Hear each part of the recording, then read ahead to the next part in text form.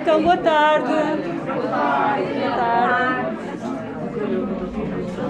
Chamo-me Kátia. Eu estou aqui em nome da Fundação Maria Dias Ferreira, que já devem ter ouvido falar. E estou para vos apresentar a nossa convidada, a Joana Guerra Tadeu, que também é conhecida como ambientalista imperfeita. Ela já vos vai explicar o que é que significa isso. Está muito presente nas redes sociais, através do Instagram, do site, também que tem o mesmo nome, Ambientalista Imperfeita, portanto podem depois pesquisar para saber mais coisas.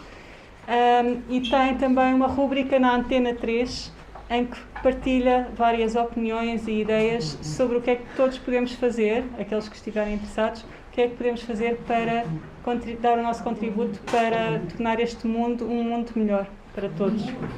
Eu deixo-vos agora com a Joana. Obrigada. Olá. Vocês são de 8º e 9º? Sim. Ok. Que idades é que têm? 13? 13, 14, 15? Ok. Eu sei contar um bocadinho mais, 16, 17, pá, até 20. Então, quem é que aqui sabe o que é que um ambientalista faz? Ambientes? Não. Mais. O que faz um ambientalista? Ninguém tem uma pista? Nada? Fazer protestos sobre o ambiente.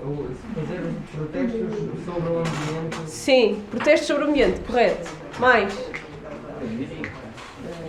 Então, um ambientalista, como o vosso colega disse, dedica-se a... Não é bem à proteção do ambiente, apesar do nome. Então, o que o ambientalista faz é um ativista pelo ambiente, mas quando nós estamos a falar de ambiente, não estamos só a falar de natureza, animaizinhos, oceanos. Estamos também a falar de pessoas. E às vezes, quando nós falamos em ambientalismo, acho que vamos muito para salvar as tartarugas, salvar as calotas polares, acabar com a desflorestação na Amazónia e esquecemos do resto somos nós. Vocês já ouviram falar em sustentabilidade?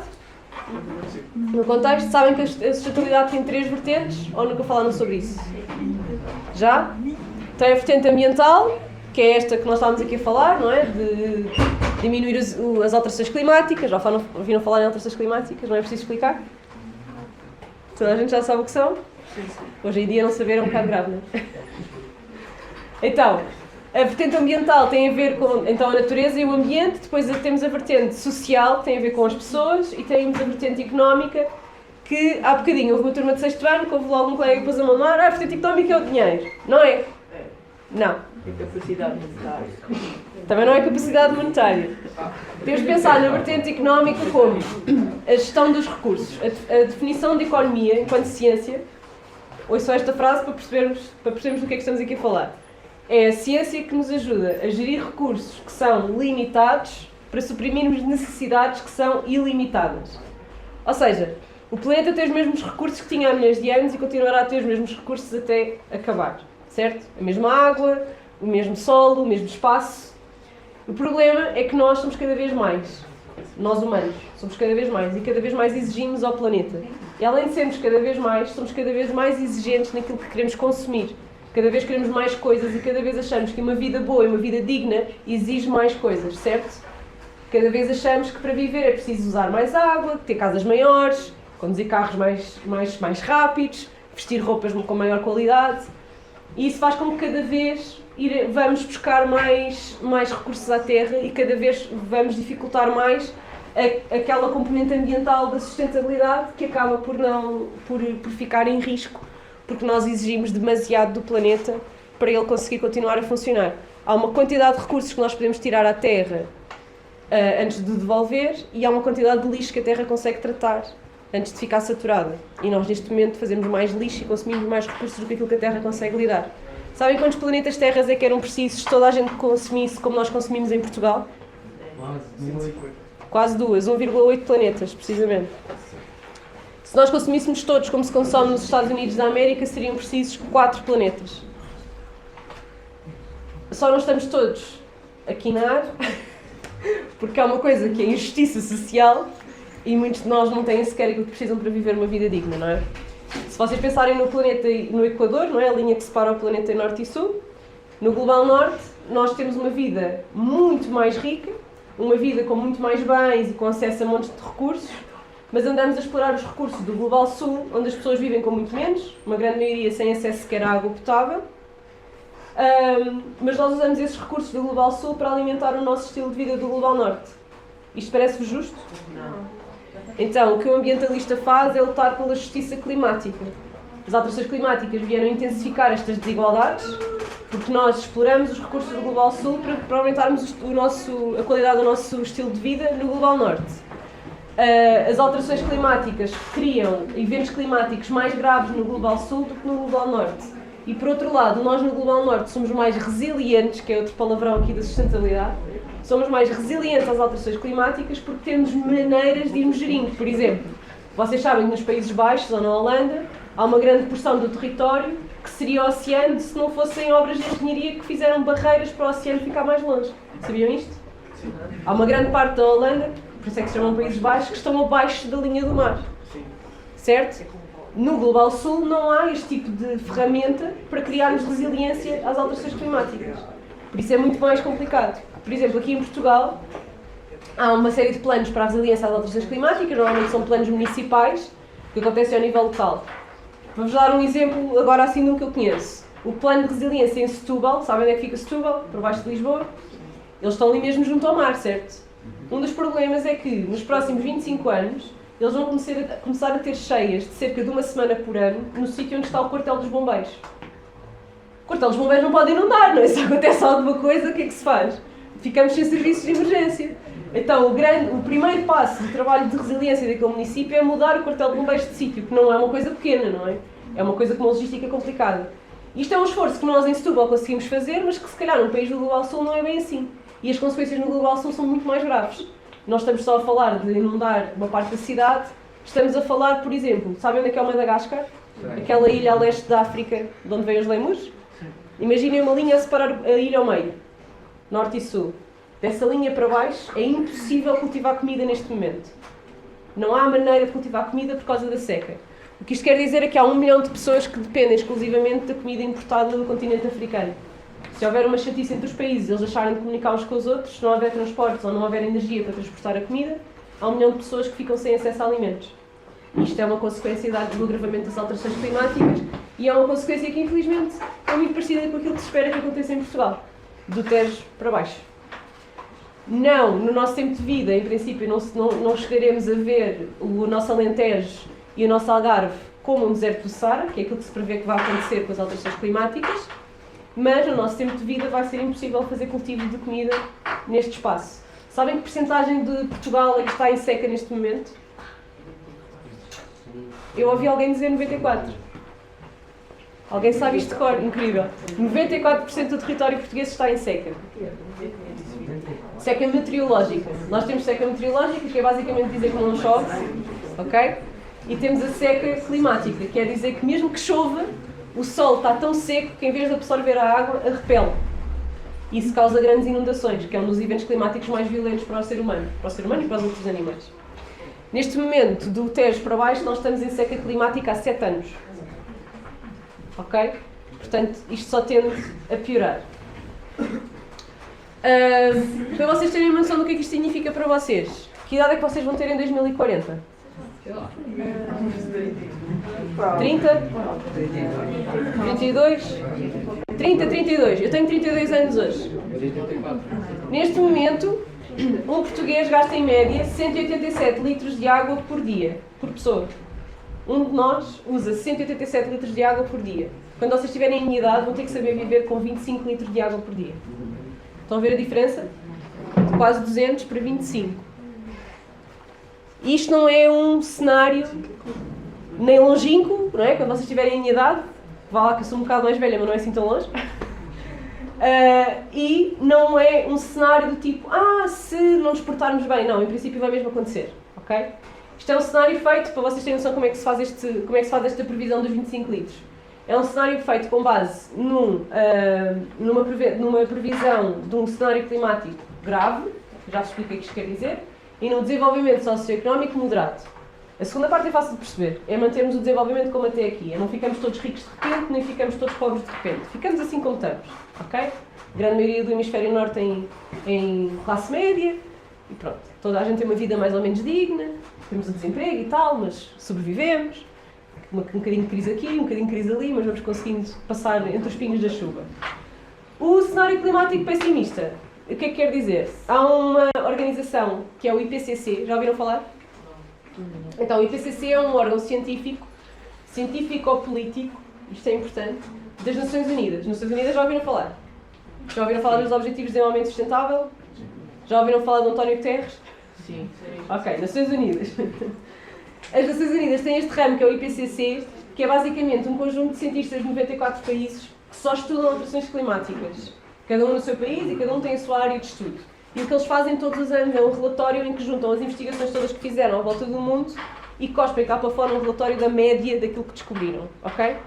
E eles fazem sempre 4 cenários climáticos. O cenário se nós conseguíssemos diminuir a temperatura da superfície da Terra, mudando radicalmente a maneira como vivemos, e esse cenário no relatório de 2022 é considerado impossível de fazer, nós já não vamos conseguir baixar a temperatura da Terra, já não vale a pena, por muitas mudanças que façamos, esse não pode ser o objetivo porque já não é fazível. O segundo cenário é mantermos a temperatura da Terra, também já é impossível. Nós vamos aumentar a temperatura da superfície da Terra, não há nada a fazer. Já não vamos a tempo também de tentar mantê-la. E depois se aumentarmos até 1,5 graus, que é o objetivo, e é isso que os Objetivos de Desenvolvimento Sustentável nos pedem para fazer, e é isso que quando vocês veem Portugal está na vanguarda das políticas de alterações climáticas, transição energética, já ouviram estas palavras?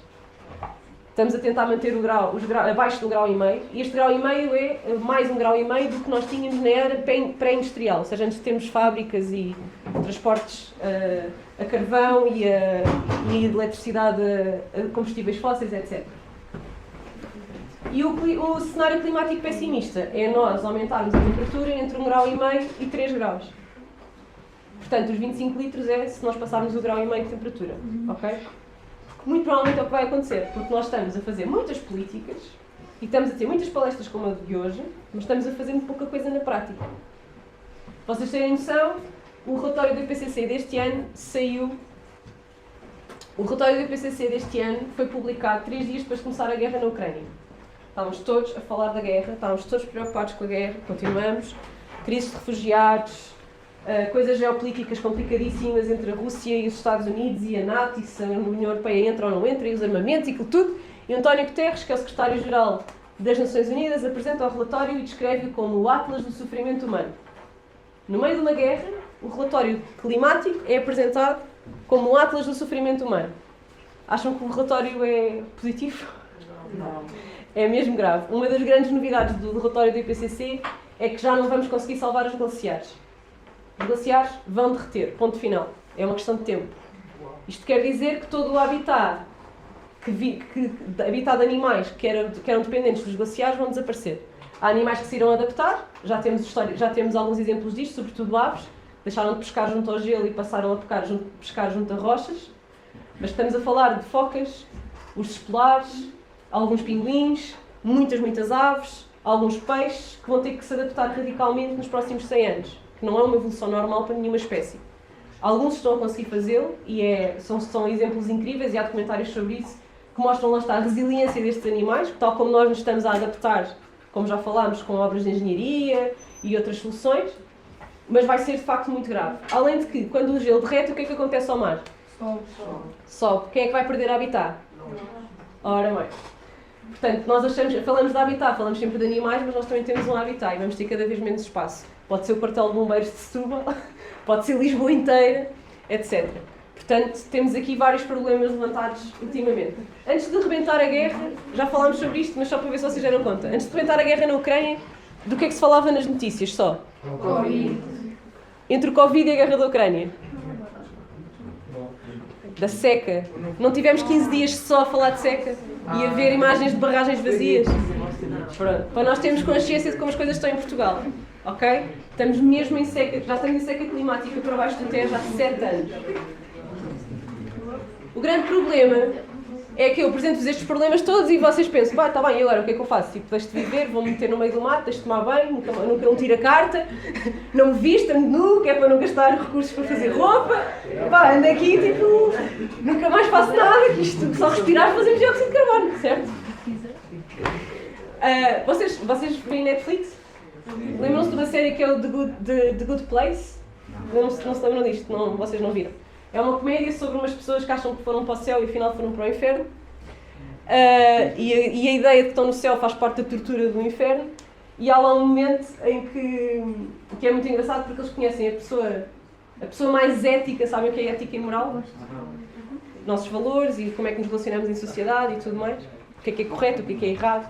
Em princípio concordamos todos que não se mata, mas enfim. Depois há guerras no mundo e a gente fica assim um bocado confuso. Então eles apresentam-nos a pessoa mais ética do planeta. E é um senhor que só come rabanetes porque é a planta que usa menos água na agricultura. Que tem a mesma roupa tipo há 20 anos, que tem uma casa de banho seca, nunca anda sempre a pé, tipo quilómetros a pé, não sei o quê, é o homem mais ético do mundo, assim, uma coisa tipo ridícula. E eles mostram quão ridículo é tentar ser aquela pessoa que faz tudo bem, que nunca faz nada de mal ao planeta, que está sempre preocupado com aquilo, quão estúpida a vida de uma pessoa assim se torna, porque a certa altura nós não podemos ter uma vida boa, não podemos sentir-nos realizados, não podemos fazer nada que nos divirta, porque tudo tem uma pegada. E por outro lado, mostra o quão complexo é o mundo da sustentabilidade e nós percebermos enquanto consumidores, porque nós hoje somos tratados sempre como consumidores e não como cidadãos, é o que está ali. Nós sempre parece que se saímos de casa e não comprarmos nada, parece que não participamos na sociedade, não sentem isso? Que se não tomarem um café com os amigos, se saírem com os vossos pais mas não se usar o carro ou não forem a algum sítio onde se teve que pagar uma refeição ou qualquer coisa, parece que não fizeram nada. Tipo, sair e é só tipo apanhar ar. Parece que não é bem sair, parece que não é participar. E nós estamos muito formatados para isto. Parece que se não comprarmos alguma coisa, não estamos a fazer nada. E isto é uma grande parte do problema, porque faz-nos comprar mais. E então há outra parte nessa série em que eles contam duas histórias iguais, que é um senhor que compra flores à avó. Imaginem, em 1840, compra um ramo de rosas à avó e ganha pontos positivos para ir para o céu. Aquilo é um sistema de pontos. Ficam a saber. Ganha pontos positivos, ganha, sei lá, 300 pontos porque deu um ramo de flores à avó. E depois, a mesma história, mas agora no século XXI, em 2020, um rapaz compra rosas para dar à avó. Só que compra rosas a uma empresa, em que o dono da empresa é um multimilionário que faz assédio sexual às funcionárias do sexo feminino. Aquelas rosas foram feitas numa estufa que usa imenso petróleo para aquecer o ambiente, para produzir as rosas e as rosas crescerem mais depressa. Aquelas rosas têm uma pegada hídrica de litros e litros de água, porque estão feitas num sítio são feitas numa estufa que é muito quente e para compensar usam muita água. Depois as sementes vieram de uma empresa que em África não deixa as pessoas usarem as sementes delas sem pagarem balúrdios, porque são sementes que estão guardadas como propriedade intelectual. E ele, em vez de receber 300 pontos positivos, recebe 300 pontos negativos. O mesmo comportamento, o mesmo gesto, que era um gesto com boas intenções. Estão a perceber a complexidade da sustentabilidade? É muito difícil nós percebermos o impacto de tudo aquilo que fazemos, e tudo o que fazemos tem impacto. No entanto, não precisamos de fazer tudo, daí a ideia de ambientalismo imperfeito. E quanto mais nós fizermos como cidadãos, em vez de nos focarmos só naquilo que podemos fazer como consumidores, melhor. A data aqui está 2020, porque entretanto, como vocês bem já disseram, estão todos de máscara, houve uma pandemia no meio, e durante a pandemia nós baixámos muito as emissões de carbono, baixámos muito o consumo, deram conta disso, lembram-se dessas notícias? De repente Lisboa nunca tinha estado tão limpa, e em Londres já não havia smog, e os aviões não andavam no ar, portanto não havia... Os aviões são o meio de transporte mais poluente do mundo, e de repente não havia aviões no ar. Portanto, melhorámos muito o impacto que temos na Terra. Esta ideia da data de sobrecarga, como eu vos disse há bocadinho, nós precisávamos de quase 2 planetas que consumíssemos todos, como em Portugal. A sobrecarga é retiramos recursos a mais e pomos lixo a mais e a Terra não consegue lidar. Não consegue nem renovar os recursos, nem tratar do lixo. Nós, neste momento, estamos a consumir o dobro de há 50 anos e 99% do que deitamos fora, 99% do que compramos, deitamos fora em menos de 6 meses. Porquê é que isto acontece? Vocês, quando compram uma roupa numa daquelas marcas de fast fashion que há nos shoppings, tipo a Zara, a H&M, a Bershka ou a Pull&Bear, tipo, conhecem, certo? São marcas que vocês conhecem. A roupa não dura muito, certo? Dura 1 ano, 2 anos, certo? E depois começa... vocês compram os t-shirts com as costuras aqui e passados uns meses, depois de lavarem algumas vezes, as costuras estão aqui. Parece que não dá para dobrar. Vocês não dobram a vossa roupa. Se dobrassem a vossa roupa já tinham dado conta disto. Ou as calças de ganga começam-se a romper, ou ficam todas russas, ou o fecho deixa de funcionar. Russas perdem a cor. Agora não se pode dizer russo. Porquê é que isto acontece? Porque há um conceito. Há um conceito que é o conceito de obsolescência programada, que é um grande palavrão, mas é muito fácil de perceber. Vocês já repararam? Têm todos smartphone? Não. Vocês já repararam que se tiverem um telefone que já tem 2 anos, há apps que começam a não funcionar? É uma chatice, não é? Mas é verdade. Começam tipo, preciso de um telefone novo, isto já não está a dar, isto, TikTok já não atualiza. Isto faz parte deste conceito de obsolescência programada, que não é nenhuma teoria da conspiração, é uma coisa que foi altamente discutida, é uma técnica de marketing e de vendas, e que basicamente o que é que diz? Isto começou com os senhores que faziam bicicletas nos anos 20. Eles, imagina, chegavam aqui a Ferreira do Zezer, um construtor de bicicletas, fazia 100 bicicletas, distribuía as 100 bicicletas pelas 100 pessoas da aldeia, isto nos anos 20, não é? E depois as bicicletas duravam 25 anos. E ele durante 25 anos não podia vender bicicletas. Ou nasciam crianças que precisassem de bicicletas novas, ou ele ficava sem negócio. Estão a perceber? O que é que eles pensaram? Vamos fazer bicicletas que se estragam ao fim de 5 anos, que é para a malta continuar a comprar bicicletas, porque senão eu fico sem negócio. Então começaram a fazer bicicletas menos boas. Isto na altura das bicicletas não foi muito grave. Até porque a bicicleta é um transporte individual, não é? Cada um tem a sua. Portanto havia aqui alguma necessidade. Só que depois veio o tempo dos carros. E o Sr. Ford, que inventou os carros, fez carros que duravam 25, 30 anos. E teve o mesmo problema. Vendia um carro a uma família e aquela família durante quase 30 anos não precisava comprar um carro novo. E ele ficava sem negócio. Então veio um senhor, que agora não me lembro do nome, peço desculpa, depois se quiserem saber perguntem mais tarde, que eu vejo na internet, que era um senhor que era publicista, ou seja, trabalhava em publicidade, que então cunhou este termo de obsolescência programada, que é, vamos fazer carros que se estragam em 5 anos, que é para de 5 em 5 anos as pessoas terem que comprar um carro novo e continuarmos a produzir. E assim criamos mais valor e criamos mais emprego e continuamos a crescer. Estão a perceber? Faz sentido? Parece fazer, não é? O problema é, estamos a usar recursos. Enfim, estamos a usar recursos finitos para satisfazer uma necessidade que conseguimos satisfazer por 25, 30 anos. E estamos a encurtar o tempo de vida dos produtos. Nós hoje fazemos isto com tudo. Com os telemóveis, com a roupa, com os eletrodomésticos. Certeza que já ouviram os vossos pais dizerem as máquinas dos meus pais, dos mais velhos, as máquinas dos meus pais duravam 20 anos. E agora duram 2 ou 3 e eu tenho que comprar uma nova. Já ouviram esta conversa de certeza em algum ponto da vossa vida. E a verdade é que os meus pais tiveram a mesma máquina de lavar roupa desde que eu nasci até eu sair de casa, e eu desde que saí de casa já vou na 4ª. Portanto, estão a ver. Porquê é que isto acontece? Na União Europeia tudo o que nós compramos tem 2 anos de garantia, sabiam isto? Tudo, incluindo a roupa. Ok? E então eles pensam, quantas vezes é que as pessoas vão usar isto?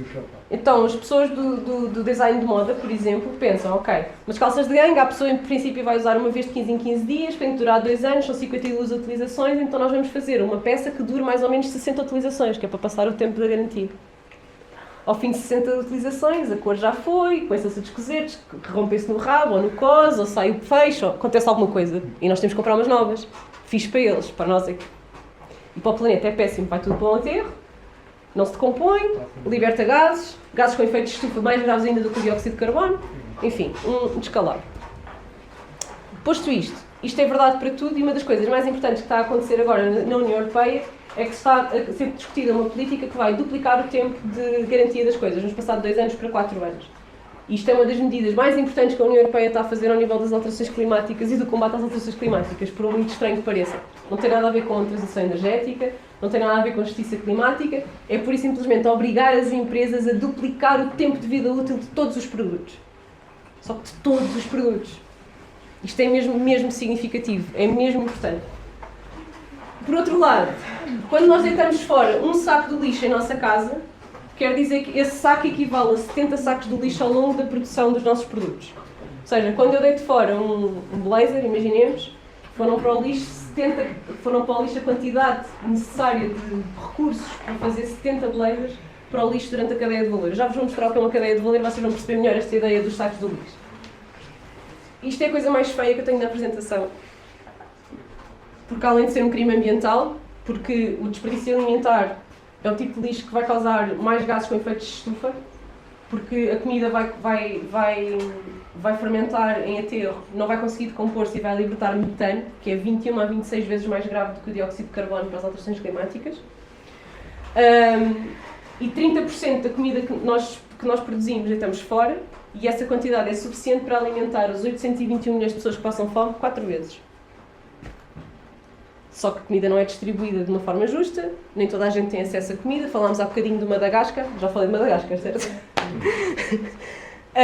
E quando nós não temos acesso, cria-se então este problema novamente da justiça climática. É que nós não andamos todos a sofrer na mesma quantidade, não é? Há pessoas que estão a sofrer muito mais do que outras. Isto não vos parece justo, certo? Próxima vez que tentarem comida para o lixo, lembrem-se disto. É muito importante, se calhar, cozinhar porções mais pequenas, aprender a conservar os alimentos, congelar os restos, ok? Não digam, não torçam o nariz aos restos. Não comem amanhã ao almoço para não ser igual, comem 2 dias depois, congelem. Está bem? Mas é mesmo importante combater o desperdício alimentar, é das coisas mais importantes que nós podemos fazer. Em relação à cadeia de valor, que eu vos queria explicar, isto é uma cadeia de valor para totós, como eu, porque ela não é assim tão simples, obviamente é muito mais complexa que isto, mas vamos pensar numa t-shirt de algodão. E para fazer uma t-shirt de algodão tenho, primeiro que tudo, cultivar o algodão e extrair esse bem do sol, certo? Tenho que usar o sol, a água, as sementes, etc. A seguir vou transformá-la na t-shirt, propriamente dita, a planta na t-shirt, depois vou distribuí-la para todo o mundo. Imaginem a H&M, que tem, sei lá, 250 lojas em todo o mundo. Tem mais. Deve ter para aí 2.500. 250 devem ter eles tipo na Península Ibérica. Portanto, esta distribuição, imaginem o esforço que é de logística, de armazenamento e de transportes para fazer a camisola chegar a todo o lado. Depois nós compramos a camisola e vamos continuar a ter impacto ao usar a camisola, porque vamos lavá-la, passá-la a ferro, etc. Certo? E depois vamos deitar fora quando ela se estragar ou quando deixarmos de querer usá-la. É aqui que acontecem os 70 sacos de lixo. Quando nós deitamos aqui fora uma camisola, este processo todo já teve lixo. Primeiro porque aqui, para vocês terem consciência, uma camisola, uma t-shirt de algodão de homem tamanho M precisa de 2 kg de algodão. Vocês já viram a planta do algodão? É um raminho castanho, né? Umas coisinhas felpudas de algodão. Obviamente, aquilo parece algodão. E é. Eu apanho 2 kg daquilo para fazer uma t-shirt. Mas ela depois não pesa 2 kg, certo? Pesa para o quê? 200 gramas. Todo esse algodão é perdido neste processo. Porque temos que o transformar em fio, em tecido, temos que o cozer, há partes que são cortadas e vão para o lixo. Tudo isso está a fazer lixo ao longo deste processo, estão a perceber? Além disto temos, aqui vamos usar herbicidas, pesticidas, vêm embalados, certo? Mais embalagens vão para o lixo. Aqui na transformação também, vamos pintar as t-shirts, vamos fazer estampagens, etc. Tudo isso vai produzir mais lixo. Portanto, um saco de lixo aqui quer dizer que houve 70 aqui. Portanto, por cada saco nosso, nós basicamente estamos a contribuir para 71 sacos, e não para um. Estão-me a fazer entender? Como é que nós podemos... O que é que nós devemos fazer? Primeiro, tentar fazer um mínimo de lixo aqui, não é? Quanto menos sacos tivermos aqui, menos sacos estamos a contribuir para ali. Primeiro consumindo menos e depois trazendo menos lixo para casa. Porque nós compramos muito lixo. Sempre compramos comida... Olha ali. Compraste 20 batatas e um pacote para o lixo. Não é? Nós estamos sempre a comprar embalagens com o lixo. Nós vamos comer o que lá está dentro, mas estamos sempre a trazer lixo para casa. E depois podemos ser ativistas, por exemplo, se vocês compram uma peça de roupa e ela não dura os 2 anos, vocês podem fazer uma reclamação na loja. E o que é que eles vão fazer? Vocês vão chegar lá e dizer, olha, eu comprei estas calças há 3 meses e já estão neste estado. Primeiro vão acusar que vocês é que trataram mal as calças, primeiro passo, não é? E vocês vão dizer que não, senhor, e que mesmo que fossem vocês, aquilo tem que aguentar a utilização durante 2 anos. Depois a seguir vão-vos oferecer um vale de 20 euros para vocês gastarem na loja. E vocês todos contentes. Não, vocês vão dizer, eu não quero o vale de 20 euros, eu quero fazer uma reclamação. Porque vão-vos dar 20 euros para vocês gastarem 40 ou 60. Estão a fazer entender? Vão continuar a motivar que vocês vão lá e vão comprar mais, vão comprar mais do que os 20 euros, vão gastar mais do que aquele dinheiro que eles vos estão a dar e vão continuar a comprar na mesma empresa que não foi capaz de sequer vos garantir os 2 anos de garantia naquela peça. E vão continuar a alimentar aquele sistema. Se vocês recusarem o vale e fizerem uma reclamação em que dizem a garantia não foi cumprida, não me ofereceram reparação, porque se há garantia então deveriam conseguir reparar. Não me ofereceram reparação e estão a tentar oferecer dinheiro em vez de me oferecerem o serviço de reparação ou mudarem a maneira como trabalham, e se todos nós fizéssemos isto, já viram o poder que isto tinha. De repente, sempre há uma reclamação num livro de reclamação, não sei se vocês sabem, a ASAE é chamada e tem que intervir. Sempre. E vocês, no mínimo, recebem uma carta em casa a dizer que a reclamação foi lida e que foi tida em conta. Ninguém às vezes não diz nada de jeito, diz só isto.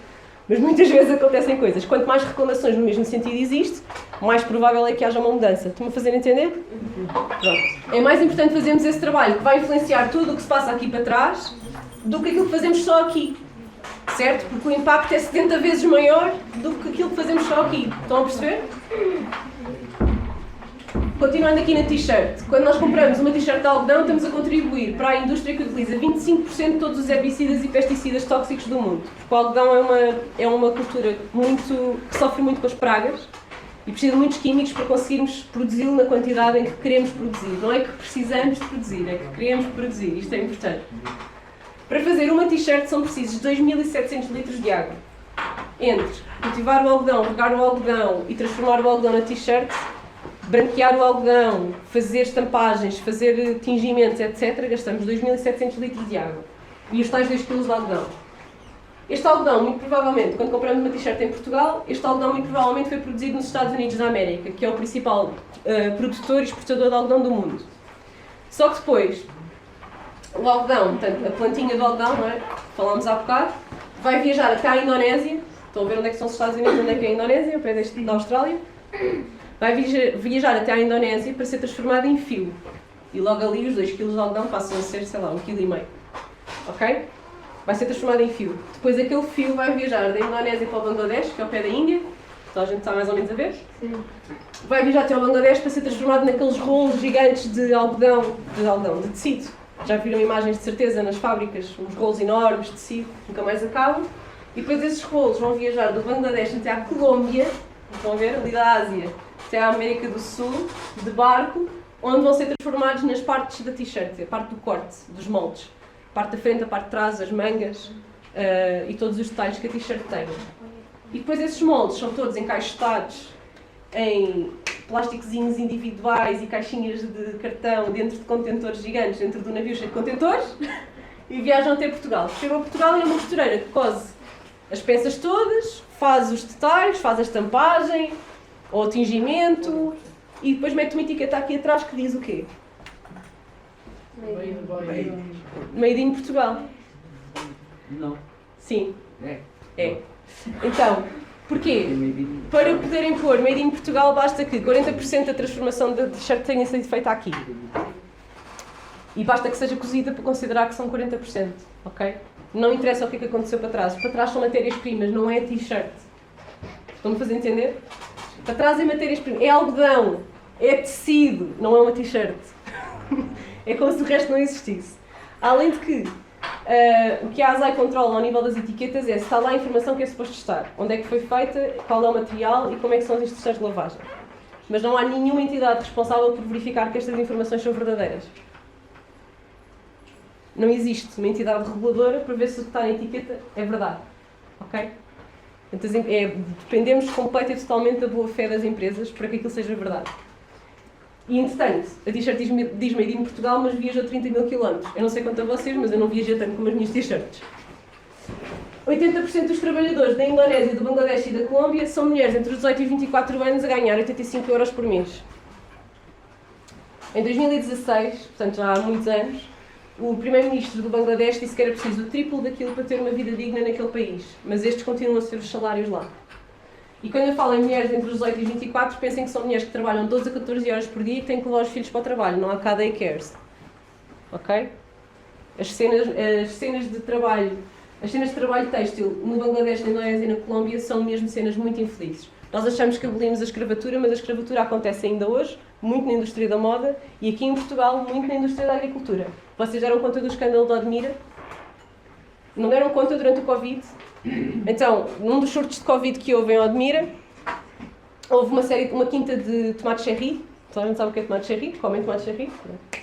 Uma quinta de tomate cherry, houve um surto dentro da quinta e todos os trabalhadores ficaram com Covid. E a DGS teve que ir lá lidar com o surto e fazer uma cerca sanitária. Lembram-se das cercas sanitárias? Chegaram lá e descobriram que os trabalhadores não tinham acesso aos próprios documentos, ou seja, não tinham como sair dali se quisessem, e viviam dentro de contentores daqueles das obras, sabem? Viviam dentro de contentores de 16 a 18 pessoas por contentor. Sem haver casas de banho para todos, não é? Portanto, com casas de banho depois daquelas portáteis das obras, e era assim que aquelas pessoas viviam. Isto é escravatura, malta. Quando tu não podes sair de um sítio, és obrigado a trabalhar e vives nas condições que se dão e as condições não são dignas, é escravatura. Isto estava a acontecer em Portugal, está a acontecer em Portugal. Em cima disto, a DGS pediu ajuda para arranjar alojamento seguro para aquelas pessoas recuperarem da saúde e pediu um empreendimento, que é o empreendimento de Zomar, que é um empreendimento de casas de férias no Alentejo, e os donos das casas de férias é que fizeram o escândalo. Reparem, o escândalo não foi encontrarmos escravatura no Alentejo. O escândalo foi, estas pessoas que têm casas de férias no Alentejo não querem que os imigrantes vão viver para as casas delas para ficarem saudáveis. Esse é que foi o escândalo que vai para os jornais. Porque da escravatura nós já sabíamos, só não falamos muito sobre isso. Portanto, não podemos pensar que a escravatura é uma coisa que já acabou. Não podemos continuar a pensar que é uma coisa do passado. Tal como não podemos pensar que o racismo é uma coisa do passado e não podemos achar que as questões da justiça social são coisas do passado. Nós estamos a lutar por elas agora. Produzem-se 2 mil milhões de t-shirts por ano. 2 mil milhões de t-shirts dava para nós nos vestirmos todos. Está aqui uma aranha gigante. Não é gigante, mas é uma aranha. Assim. Produzem-se 2 mil milhões de t-shirts por ano, dava para nós nos vestirmos todos os humanos que existem. Com 10 anos de t-shirts a gente podia se vestir todos e acabar a raça humana e não precisávamos de fazer mais roupa, basicamente. E 40% nunca vão ser usados.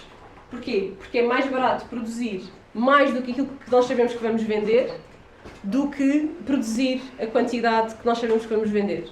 Por isso nós continuamos a usar mais recursos que já sabemos que não vão ser usados, aquela água toda que falámos, os herbicidas, os pesticidas, o solo, os esforços todos de distribuição, etc., para depois pormos a roupa no lixo. E quando eu vos falo em pôr a roupa no lixo, falo literalmente de vocês chegarem a um contentor que está à porta de um shopping e encontrarem lá a roupa cortada pelos próprios empregados para que não possa ser usada, porque já é da coleção passada. Isto acontece em Portugal, acontece em todo o lado. Há contas de Instagram só de pessoas que a única coisa que fazem é respiga ou dumpster diving, se quiserem depois procurar. São pessoas que todas as semanas vão aos lixos dos shoppings, dos supermercados biológicos e recuperam comida em perfeitas condições ou roupa que foi estragada. Há até uma pessoa que eu sigo, uma ativista do Reino Unido, que só vai a lojas de luxo, a caixotes de lixo de lojas de luxo. O último vídeo que eu vi dela, ela foi à porta da Balenciaga, conhecem a marca? E recuperou mais de 100 malas da Balenciaga, cortadas com uma faca, pelos próprios empregados por ordem da empresa, porque eram da coleção anterior. É assim que nós tratamos os nossos recursos limitados.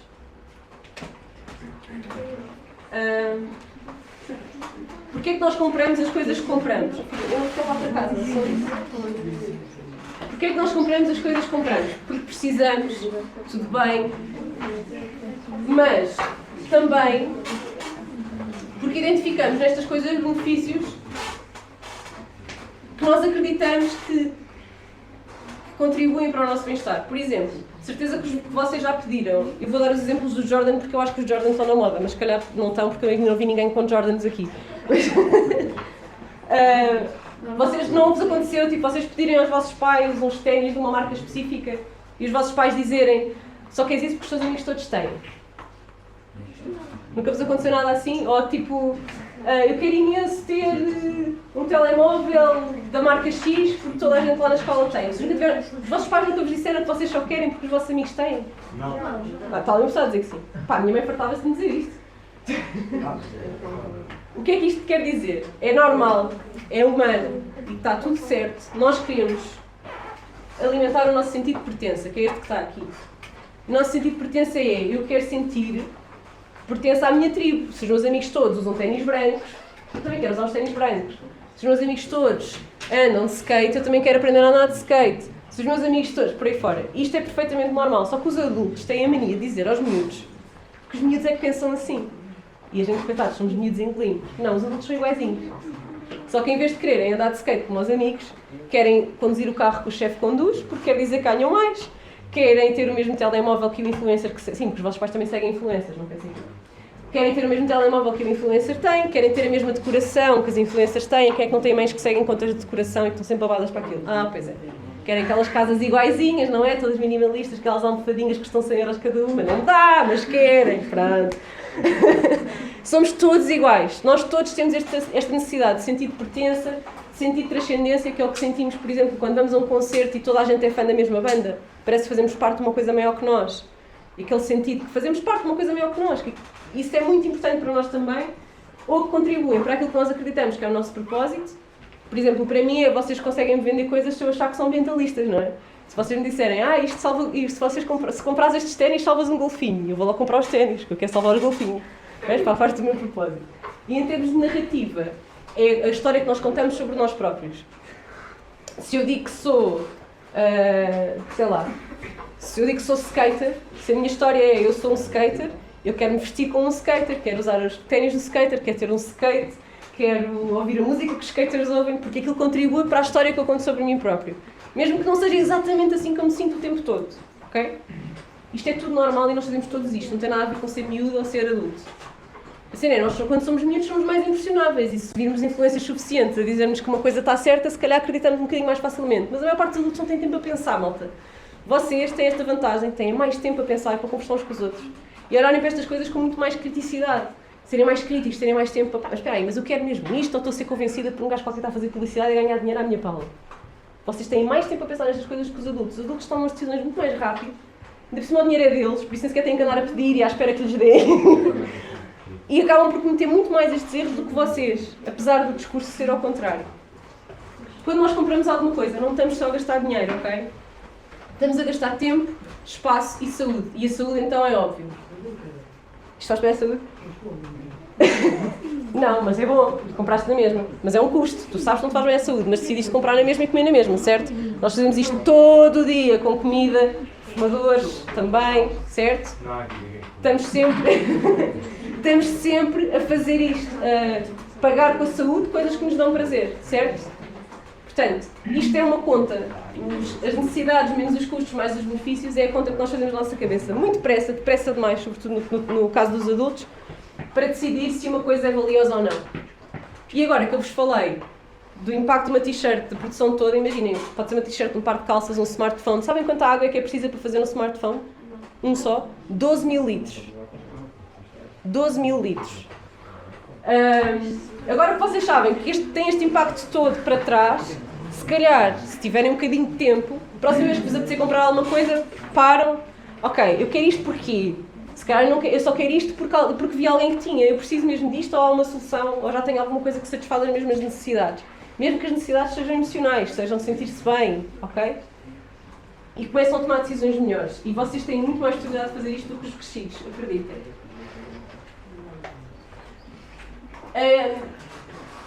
E o grande problema é este, é que nós vivemos inseridos neste sistema que está desenhado para nós ignorarmos isto. Nós sabemos, se eu oferecer assim, compram esta t-shirt por 5 euros, vamos imaginar que eu tenho uma t-shirt incrível na mão, ok? Compram esta t-shirt por 5 euros, vocês todos, sim, 5 euros é um preço fixe para uma t-shirt, certo? Vá! Se eu disser assim, ok, por 10 euros, eu garanto-vos que nenhuma criança trabalhou na produção desta t-shirt, em nenhuma parte. Parece-vos bem? Como é que eu tenho certeza? Essas coisas são fiscalizadas. Tu tens certificados de comércio justo que garantem que não há trabalho infantil nem trabalho escravo. Isso pode ser certificado. E depois eu digo assim, então, mas por 15 euros, além de garantir que nenhuma criança trabalhou, garanto que não há trabalho escravo e que não foi desperdiçada água durante o processo. E por 20 euros, garanto-vos, além disso tudo, que tenho um sistema de recolha. Quando vocês não quiserem mais usar a t-shirt, eu posso repará-la e posso fazê-la chegar a outra pessoa ou reciclá-la. E nós todos, quando estamos a pensar nos nossos valores e naquilo que queremos fazer ao mundo, achamos isto tudo. Achamos que isto tem valor, não é? Mas depois, no momento, tivemos uma t-shirt de 20 euros, uma t-shirt de 5 euros, as duas disponíveis ao mesmo tempo, o nosso go-to é a t-shirt de 5 euros, se elas forem iguais, certo? E essa decisão é sempre a que pesa mais. Isto porquê? Porque nós somos influenciados não só pelo preço, mas também pela publicidade, pelo marketing, pela moda e pelas tradições, muito importante. As tradições é o que nos fazem comprar um peluche horrível, super piroso no dia dos namorados só porque é tradição, ou dar um monte de presentes de Natal horríveis a pessoas de quem nem sequer gostamos porque é Natal e tem que ser. E lá estamos nós a gastar mais recursos do planeta e a escravizar pessoas para comprar coisas que, no fundo, podíamos não ter comprado, não é? Agora vocês dizem assim, ok, está bem, então mas e se eu comprar e continuar a fazer a minha vida como até agora, mas a seguir reciclo tudo? Não é essa a solução. Ser mais ambientalista é reciclar menos. Porquê? Nós vamos na mesma separar os resíduos e reciclar tudo o que for para ir para o lixo, mas vamos fazer muito menos lixo, ok? Vamos deixar de comprar lixo, deixamos de trazer embalagens para casa, vamos ao supermercado e levamos um saquinho, qualquer que já lá tenha, não tem que ser XPTO, ok? Levam um saco e enchem o saco com a fruta toda que vão comprar, tudo misturado. Depois chegam à balança, pesam só as peras e colam aqui a etiqueta. só as laranjas e colam aqui etiquetas. Chegam à caixa e passam as etiquetas e aquilo vai tudo no mesmo saco e não trouxeram nenhuma embalagem, nenhum saco de plástico, nada.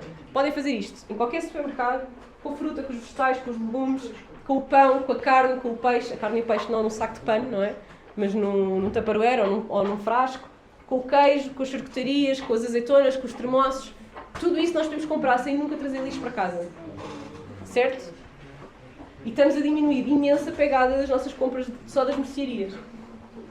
E porquê que a reciclagem não é a solução? A reciclagem é um processo que gasta imensa água e imensa eletricidade. E nem sempre estamos a reciclar. Reciclar terá este aspecto aqui, circular. É o que nós fazemos a uma garrafa de vidro, por exemplo. Quando nós reciclamos vidro, estamos a transformar uma garrafa de vidro noutra garrafa de vidro igual. Certo? Porque o vidro é infinitamente reciclável e não perde as suas propriedades físicas. Mas quando nós estamos a reciclar, com aspas, plástico ou papel, o que nós estamos a fazer, na verdade, é downcycling. Ou seja, estamos a transformar um produto num produto com menos valor. Nós, quando estamos a reciclar uma garrafa de água de plástico, estamos a transformá-la, por exemplo, numa colher descartável. E essa colher descartável já não vai ser reciclada porque já não tem integridade para aquele material fazer seja o que for. Estão a fazer entender? No caso do papel, ele pode ser reciclado 7 ou 8 vezes. E a última coisa que ele pode ser é papel higiênico reciclado, que eu não sei quanto a vocês, mas eu nunca tentei reciclar. Porque aquilo não é, metes na sanita e aquilo desfaz-se na água. O plástico só pode ser reciclado 1 ou 2 vezes. Ou seja, downcycle 1 ou 2 vezes e depois já não consegue mais. Este movimento aqui é um movimento de upcycling, que é o que as pessoas fazem quando transformam lixo em obras de arte, por exemplo. A minha mãe fazia uma coisa horrível, que era transformava as cápsulas da Nespresso em joias. Era horrível. Eram muito feias. Mas a minha mãe achava que aquilo era lindíssimo, como é óbvio que era ela que fazia. Estão a ver as cápsulas da Nespresso? Ok, pronto. Ela amalgava-as e não sei o quê, fazia brincos e colares e fazia ganchos para o cabelo e eu tinha que andar com aquilo porque era a minha mãe. Isso é upcycling. Mas há upcycling mais interessante que isto. É um projeto que eu gosto muito, é o projeto Ocean Alive, que acontece aqui em Portugal, em Peniche, em que eles puseram os pescadores a recolher as redes que normalmente eles deitam fora quando se rompem. Antigamente havia uma arte, que eram depois as senhoras que faziam, que coziam as redes que se estragavam, quando elas eram feitas de... como é que se diz? De cordel? De fibras naturais, agora não lembro do nome. De juta e de... agora não lembro do nome. Mas pronto, eram cordas, não é? Estão a ver? Agora são feitas de nylon, de plástico, e quando se rompe já não se cose, deita-se fora. E eles deitam fora largando no mar. E essa é uma das principais causas de morte da vida marinha. Além de ser uma das principais causas de acidentes de navegação. Portanto, não é só mau para os animais, também é mau para quem anda no mar. Para as pessoas que andam no mar. Então, este projeto puseram os pescadores a recolher essas redes, inclusivamente aquelas com que eles se cruzam no seu trabalho, não necessariamente as deles, pagam ao peso, portanto, eles recebem dinheiro por fazerem esse trabalho, o que faz com que ainda tenham mais interesse em fazê-lo. E depois essas redes são transformadas numa fibra que se chama Econil, com que dá para fazer fatos de banho, dá para fazer roupa impermeável, dá para fazer roupa de desporto e dá para fazer ténis. E depois esses produtos são vendidos e têm obviamente muito mais valor do que as redes que eram lixo, certo? Isto é upcycling, bem feito, tipo, sem ser as joias da minha mãe, feitas de cápsulas da Nespresso. O objetivo é nós termos uma economia que faça isto constantemente, não é? Ou que de vez em quando consiga fazer isto e que façamos menos isto. Mas mesmo quando estamos a reciclar, nem sempre é o mais interessante do ponto de vista dos recursos. Por exemplo, quando nós estamos a reciclar vidro, é mais caro, não estou a falar de dinheiro, estou a falar de recursos. É mais caro em termos de recursos produzir vidro reciclado do que vidro novo. Sabe como é que se faz vidro? Com areia. Aplica-se pressão à areia. Ora, isto estou a simplificar muito os processos, só para ser fácil aqui termos esta discussão, mas vamos pensar. Se para fazer vidro novo é só aplicar pressão à areia, é um processo. Para reciclar vidro é preciso separar os resíduos, recolher os resíduos já separados, portanto tem que andar aquele caminhão de lixo a recolher os vidros por todos os ecopontos, não é? A gastar esse combustível. Tem que ser lavado, tem que ser triado, depois tem que ser lavado. A seguir tem que ser partido, depois tem que ser moído até ser areia novamente e depois então aplica-se pressão e faz vidro. Qual é que é o processo mais complexo e que usa mais energia e mais água? O reciclado. Agora, é para reciclar na mesma. Quanto mais nós reciclarmos, menos é preciso ir buscar novos recursos, nomeadamente areia, que é necessário para outras coisas. Mas não é obrigatoriamente melhor para o ambiente uma coisa reciclada do que uma coisa que não foi. Por isso nós devemos ter o menos de lixo possível, reutilizar o máximo possível, para não termos que chegar ao ponto da reciclagem. Está a fazer sentido? Um exemplo de um produto que não é mais barato de reciclar é os metais. Não é mais barato de reciclar, não. Que é mais barato de reciclar são os metais, porque os metais, para fazer novo, temos que abrir minas. Abrir minas é um esforço de engenharia, um esforço de recursos, um esforço humano gigante. Além que as pessoas que trabalham em minas têm esperanças médias de vida mais reduzidas, porque é um trabalho que dá cabo da saúde a uma pessoa. Ok? Portanto, nesse caso, os metais também são infinitamente recicláveis e é melhor reciclados do que novos. O que é que vocês podem fazer? Estamos a acabar, não é? Estamos a acabar. O que é que vocês podem fazer? Qual é que vocês acham que é a atitude individual mais importante que nós podemos ter em prol de melhorar estes impactos todos e de contribuir o mínimo possível para estes problemas todos? Ideias, malta, vá lá, vocês já ouviram estas coisas 1000 vezes. Comportamentos individuais que te permitam diminuir estes impactos ao máximo possível. Não usar palhinhas? Não usar palhinhas, sim. Desligar a água quando estamos a lavar os dentes. Vá agora. Epá, por favor, nunca ouviram isto? Vou ter que ser eu a dizer. Não andar de carro, não é? Andar de bicicleta ao pé, já ouviram também. Desligar as... Estragam os pneus. A bicicleta estraga os pneus e isso. Está bem, mas é melhor do que andar de carro que não tem combustível. Conta-me. Podes falar mais alto, por favor. Reutilizar, claro. Vocês deram os R's de reciclagem? Deram quantos? 3? Reduzir, reutilizar e reciclar. Então agora, em vez de ter 3, vamos pensar que são 7, só para exagerar um bocadinho. O primeiro é repensar, ok? Que é pensar nisto tudo que nós falámos e porque é que eu compro as coisas que eu compro. E tomarmos decisões mais conscientes. O segundo é recusar. Recusar tudo aquilo que eu já sei que vai ser lixo.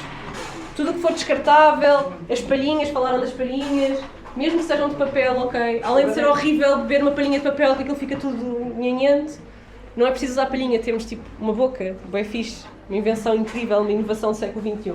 Usar a boca. Isso é brutal. Podemos recusar os sacos de plástico, podemos recusar os guardanapos de papel e usar guardanapos de pano, podemos recusar uma série de coisas que são descartáveis e que vão para o lixo em segundos. Vocês sabem quando nós trazemos um saco de plástico do supermercado, sabem em média quanto tempo é que o saco de plástico vai ser usado pelas pessoas? Um dia. 15 minutos. Uau! E quanto tempo é que o saco de plástico dura no aterro? 400 anos. Não se sabe, mas calcula-se que seja 400 anos. Não há sacos de plástico há 400 anos, por isso nós não temos bem a certeza se é isso que vai acontecer, ok? Então pensem, nós fazemos uma coisa que dura 400 anos para usar 15 minutos. Faz sentido? Minha avó não, minha avó guarda as todos. Eu também. Há quem lave para reutilizar. E é isso, não vão agora comprar sacos de panos todos instagramáveis, têm lá sacos de plástico. Usem os de plástico até se estarem estragados e depois metam na reciclagem. Portanto, repensar, recusar. A seguir, reduzir. E reduzir é muito importante, reduzir no consumo. Quanto menos t-shirts nós comprarmos, menos contribuímos para o problema. Ok? Seja a escravatura, a água, os solos, seja o que for. A seguir, reutilizar. E aqui reutilizar não tem que ser os brincos da Nespresso da minha mãe. Pode ser comprar roupa em segunda mão. Pode ser fazerem trocas entre amigas. Eu gosto muito com as minhas amigas. Estou a dizer amigas, isto é super sexista. Mas é porque com as minhas amigas nós fazemos sempre, na altura do outono e na altura da primavera, fazemos uma swap party. Levamos um saco de roupa da nossa casa, de coisas que já não nos apetece usar, cada uma leva o seu, misturamos tudo, cada uma escolhe as peças que quer levar e aquilo que sobra doamos. E assim renovamos o nosso guarda-roupa, sem termos que ir comprar coisas novas que estão a consumir mais recursos. Giro? Fica a ideia. Podem fazer isto com decoração também, há quem faça com plantas, também muito original. Agora esta coisa das plantas está na moda. Portanto, repensar, recusar, reduzir, reutilizar, já falámos.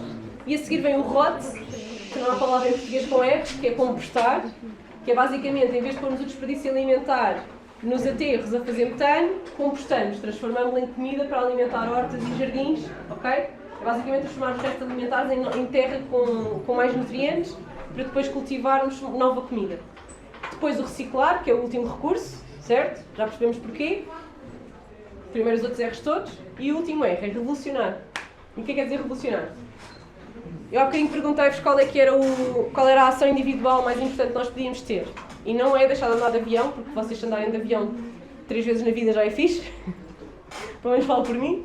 Não é andar menos de carro e andar mais de bicicleta, é para fazer isso tudo. Mas o que tem mais impacto de tudo é comer menos carne. Eu só gosto de carne, Não é preciso comer peixe, é comer menos carne, pode ser comer legumes, vegetais, fruta, etc. Não é preciso ser peixe. E o meu desafio para vocês é, Há aqui alguém vegano ou vegetariano? Boa. O meu desafio para vocês é convencerem a malta lá em casa, uma vez por semana, imaginem, à segunda-feira ou ao domingo, ou o que vocês quiserem, ninguém come carne em nenhuma refeição. Uma vez por semana. Sexta-feira santa. Nem carne, mas espera, nem carne, nem peixe. Não se comem animais. Um dia sem comer animais, ok? Isto porquê? Porque a agropecuária é a indústria de bens de consumo, que são os bens que nós compramos no dia a dia, que mais polui e que mais recursos utiliza. É a que usa mais água, é a que usa mais sementes e solos, é a que usa mais herbicidas e é a que faz mais emissões de carbono, ok? Por isso, porque é assim, uma vaca come 4 vezes o que uma pessoa come e nós comemos mais do que uma vaca por semana, em quantidade, ok? Portanto, nós estamos a cultivar vegetais para alimentar animais para nós comermos os animais e não há esta necessidade quando nós podemos viver dos vegetais, ou pelo menos não comer tanta carne como comemos. Um português come em média 300 gramas de carne por dia e não devia comer mais do que 300 gramas por semana. Portanto, nem sequer nos faz bem à saúde, ok? Nós comemos mesmo excesso de carne. Eu não vos estou a dizer para serem todos veganos e vegetarianos, estou-vos a dizer para escolherem 3 receitas, pode ser uma pizza, um risoto de cogumelos, uma lasanha de legumes, uma feijoada vegetariana, Vocês estão no TikTok e no Instagram? Às vezes. Sabem aquela receita de massa feta que andou aí na moda? Aquela massa com feta? Em vez de usarem feta, experimentem fazer com exatamente a mesma receita, mas com tofu cremoso. Garanto-vos que é melhor do que com feta. Eu odeio tofu. Odeio seitan, mas essa receita feita da mesma maneira com feta, mas com tofu, é incrível. É mesmo incrível. Só tem que pôr um bocadinho mais de sal, porque o feta é salgado e o tofu não é, ok? Só corrigem no sal. Experimentem. Arranjem 3 receitas que vocês gostem todos em casa e que sejam todas à base de plantas e às segundas-feiras só se come plantas. Isto vai reduzir a vossa pegada num ano mais do que se não comprassem um telemóvel novo. E um telemóvel novo, além de ser 12 mil litros de água, tem um monte de metais preciosos, ok? Os telemóveis têm ouro, têm lítio, têm um monte de metais dentro. Em quantidades muito pequeninas, mesmo que a gente agora despedaçasse aqui os telefones todos, não ias ficar rico. Mas, para vocês terem noção do absurdo que é a maneira como nós tratamos os nossos objetos eletrónicos, telemóveis, tablets e portáteis, têm todos metais preciosos. Os Estados Unidos deitam fora, por ano, mais ouro dentro destes dispositivos do que têm nas reservas federais. Não sei se vocês sabem, mas o dinheiro que um país tem fisicamente corresponde ao ouro que tem nos cofres. Os Estados Unidos, vou repetir a frase, os Estados Unidos deitam fora por ano mais ouro do que têm nas reservas federais. Só nos telemóveis e nos tablets, porque mudam de telefone todos os anos. E a quantidade é tão grande. Olha, pesquisem no Google, já vi que alguns estão mexendo no telefone. Pesquisem no Google e-waste. E-waste. E vejam as lixeiras a céu aberto só de lixo eletrónico que estão na Índia, no Bangladesh, na Colômbia. Esse lixo é todo exportado. E há pessoas que vivem só de separar esse lixo e tentar retirar de lá estes metais preciosos. Portanto, vão comer menos carne, certo? E vão fazer este desafio de convencer a vossa família a comer menos carne convosco. 3 receitas. E todas as semanas fazem uma nova, ok? Depois começam a repetir. Quando tiverem mais à vontade e for mais divertido e já tiverem a achar que isto com comer animais até é uma cena fixe, aprendem receitas novas. Há imensas coisas incríveis para se fazer. Montes de massas, montes de comida asiática, se vocês gostarem. Se gostarem de comida picante, então há montes de coisas mexicanas. Há montes de coisas incríveis que não levam carne nem peixe e que são deliciosas e que são saudáveis. Porquê é que eu estou a dizer nem peixe? Porque a coisa mais eficaz... Malta! Bora lá, está mesmo a acabar. A coisa mais eficaz que vocês podem fazer pelo bem-estar dos oceanos é comer menos peixe. Mas é a última em que nós pensamos. Deixamos de usar palhinhas. Queremos que os pescadores apanhem as redes. Queremos uma série de coisas. Queremos o dolphin safe no atum, mas deixar de comer peixe não. Mas é a coisa mais fácil que nós podemos fazer, é comer menos peixe. E comer espécies que têm mais peixe no mar. Portanto, é comer menos bacalhau, comer menos atum e comer mais corvina, aqueles peixes cozidos que vocês adoram todos. Não, é comer espécies que de facto são menos pescadas. E nós em Portugal não nos falta pescado, que há com fartura no mar. Portanto, nós podíamos ter um consumo de pescado muito mais responsável. Mas mais importante do que vocês conseguirem convencer a vossa família a não comer carne durante um dia por semana, é vocês conseguirem convencer outras pessoas a convencer as famílias delas. Faz É sentido? tapar a boca com fita bela preta. Também podia ser. Já tens a máscara, está-se bem. Portanto, além das mudanças individuais, há bocadinho falámos de fazer reclamações. É a vossa organização e a vossa participação política. Fazer reclamações, assinar petições e, por exemplo, convencer aqui na escola que há um dia por semana em que não há opção vegetariana, toda a gente tem que comer a opção vegetariana, vai influenciar o comportamento de mais pessoas do que vocês sozinhos nas vossas casas, certo? Multiplicar o vosso potencial de mudança é ainda mais importante do que aquilo que vocês fazem sozinhos em casa. E é por isso que eu proponho o ambientalismo imperfeito. Vocês podem comer carne de vez em quando, apanhar um avião nas férias, andar de carro quando não há outra hipótese. Então aqui, que não deve ser nada fácil, muitos de vocês devem viver longe da cidade, digo eu. Longe da escola e têm que vir de carro. Não há mal nenhum em nós termos uma vida boa, termos bem-estar, sobretudo quando conseguimos potenciar o nosso potencial de mudança, conseguimos multiplicá-lo, convencendo outras pessoas a fazerem a parte delas também.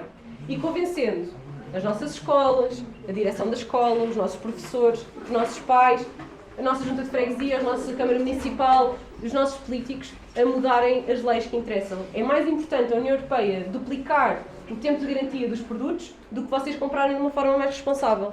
Porque o que a União Europeia está a fazer influencia toda a gente da União Europeia. E vocês são só um.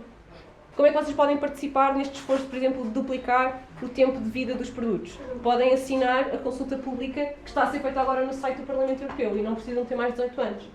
É dizer que sim, senhora, que acham que aquilo é boa ideia. Ok? Podem trabalhar com clubes do ambiente, associação de estudantes, fazerem-se sócios de organizações ambientalistas, fazer limpezas de praia, fazer protestos na escola, eu não disse isto. Fazer petições dentro da escola. Houve a turma que esteve aqui comigo antes, no final vieram 4 pessoas ter comigo a perguntarem como é que faziam para fazerem um estudo de quanta comida que era desperdiçada no refeitório, quantas emissões de carbono é que isso dava e o que é que era importante escreverem numa petição para vocês todos assinarem, todos concordarem, para se fazer um esforço de redução desse desperdício, compostar aquilo que não dá para não desperdiçar e ter mais alimentações à base de vegetais e menos animais na alimenta.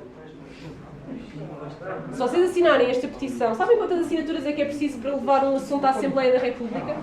A Assembleia da República, que é só o sítio onde se discute todas as leis deste país. Quantas assinaturas é que são precisas? 7.000. Não é assim tanto. Então hoje em dia, com as redes sociais, vocês chegam a ser 1.000 pessoas em 2 dias. Ok? Portanto, nunca duvidem do vosso poder de multiplicar aquilo que vocês estão a fazer. Se vocês acreditarem numa coisa, ninguém é pequeno demais para multiplicar esse poder de mudança, ok? Vamos ficar por aqui, que já deve ter passado o tempo. Obrigada.